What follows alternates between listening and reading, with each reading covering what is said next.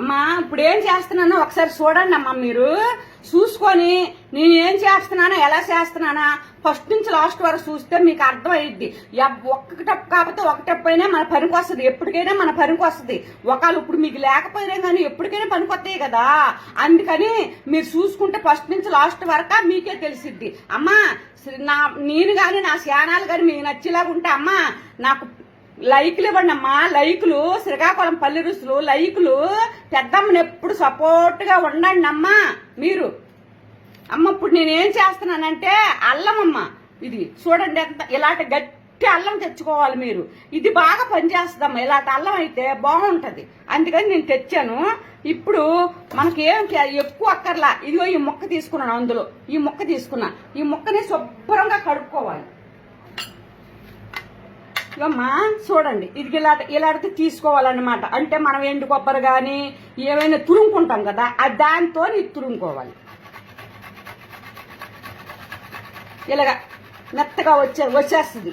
మీరు ఏమి రోడ్లు అంటే రుబ్బక్కర్లా, శుభ్రంగా నేను చెప్పినట్టుగా మీరు చేసేసుకోండి. మీకు చక్కగా ఉంటుంది, చాలా చాలా బాగుంటుంది ఇది. అందుకని నేను చెప్తున్నాను, మీరు ఆరోగ్యంగా ఉండాలంటే నేను చెప్పింది కొద్దిగా చెయ్యండి అమ్మా. మీరు ఈ పొద్దు కాకపోతే రేపుడైనా కనిపిస్తుంది, ఇది మనకు తెలిసిద్ది. హాస్పిటల్ చుట్టూరు తిరిగి మనం అక్కడెక్కడ నిలబడేనా నా బాధలు పడేలా ఆ పైళ్ళు పట్టుకొని నుంచొని పొద్దున్న వెళ్ళి సాయంత్రం వస్తున్నారమ్మా. ఇప్పుడు జనం కైనా తగ్గి సావట్లేదు, ఏమీ లేవు. అందుకని చెప్తున్నాను మీకు. ఇది ఇలా తురుముకోయండి, ఇలా తురుముకుంటే చక్కగా వచ్చేస్తుంది మీకు. ఇది దేనికా ఏనికి పనికి వస్తుందా అని చెప్తాను. అన్ని ఎవరు చెప్తాను, పెద్ద మెట్టి ఎవరు చెప్పుకోకుండా ఇవన్నీ చెప్తుంది ఏంటి అని మీరు అనుకోవద్దు. ఇక ఎన్ని మిరియాలమ్మ ఇవి 5 కదా, 4 మిరియాలు వేయాలి మనం. 1 మిరియం కింద తీసేస్తా. 4 మిరియాలు వేసి ఇప్పుడు నేను ఇందులో కొడతాను. ఒకసారి చూడండి మీరు, నేను ఎలా చేస్తానో మీరు అలాగే చెయ్యండి.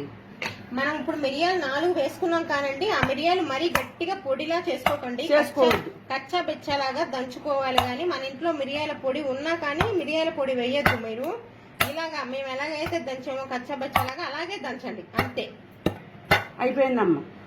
2 ముక్కలు అయిపోతే చాలు కొడుక.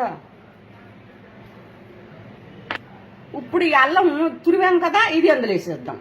ఏమ్మా చూడండి మీరు ఎంత చక్కగా ఉందో, ఎంత అమృతంగా కనిపిస్తుందో అసలు నాకైతే తెలీదు. మీరు నా పక్కనుంటే ఎంత బాగుండేదో అనిపిస్తుంది నాకు. ఇక మా పాలు చూడండి, ఇవి ఆవు పాలు. ఒకసారి చూడండి, ఈ పాలు ఇందులో పోసుకోవాలి మనం. ఆవు పాలు ఉన్నాయి కాబట్టి మేము పోస్తున్నాం, లేకపోయినా పర్వాలేదు. మీ దగ్గర ఏ పాలు ఉంటే అవి పోసుకోండి. 1 గ్లాస్ పాలు, అల్లము మిరియాలు ఉన్న దాంట్లో మనం 1 గ్లాస్ పాలు వేసుకున్నాం. ఇప్పుడు మనం స్టవ్ ఆన్ చేసుకొని కొంచెంసేపు మరగపెట్టుకుందాం. ఈ పాలు అంటే ఎక్కువసేపు మరగనవసరం లేదండి, 2-3 నిమిషాల కన్నా ఎక్కువ అవసరం. అంటే 2-3 పొంగులు వస్తాయి చూడండి, ఆ పొంగులు వచ్చేంత వరకు మరిగించుకోవాలి. మా చూసారా, పాలు పొయ్యి మీద పెట్టాను, మిరియాల పొడి అల్లము తురిమి చేశాను. చూడండి ఒకసారి మీరు. చక్కగా ఇలా కెరిలిన తర్వాత కెరిలిన దాకా ఇది ఎందుకు పనికి వస్తుంది దేనిగా నేను చెప్తానమాట. అమ్మా మీకు ఎక్కడ ఫలాని దగ్గర కాదు, మీరు ఎక్కడ పొద్దుగా ఆఫీసులో కూర్చుంటారనుకో, కాళ్ళు నొప్పులు ఉంటాయి కదా, నడుము నొప్పి ఉంటది కదా, మోకాలు నొప్పులు ఉంటాయి కదా, గొప్ప కష్టమైపోద్ది. పొత్తు కొడుకు కూడా భారంగా ఉంటది. అలాగా మెడ నొప్పి గాని, మోకాలు నొప్పులు గాని, ఇది కాలు నొప్పులు గాని, జాయింట్ పెయిన్స్ గాని, ఏ ఒక్క నొప్పి ఒకటి కాదు అవహేళ మన ఒంటిలో తలకా నుంచి కాలు గోరుకి వెళ్ళిన దాకా ఎన్ని నొప్పులు అయితే ఉంటాయో అన్ని నొప్పులకి కూడా పటా పంచులు చేసిద్ది. ఇది ఎలాగ తాగాలా ఏంటో నేను చెప్తా. ఇలా మనకి 3 పొంగులు వస్తే చాలండి. 3 పొంగులు రాగానే స్టవ్ కట్టేసుకోవచ్చు. మిరియాలు అల్లంలో ఉన్న రసం మనకి పాలల్లో దిగితే చాలు. ఇప్పుడు స్టవ్ కట్టేసుకుందాం. చల్లారిన తర్వాత చూపిద్దాం. కొంచెం చల్లారాలి, బాగా వేడిగా ఉన్నాయి. వేడిగా ఉంటాయి కదమ్మా, అందుకని కొద్ది చల్లారిన తర్వాత నేను చూపిస్తాను. చూడమ్మా, వడపోసుకుందాం పాలు. చూడండి ఒకసారి.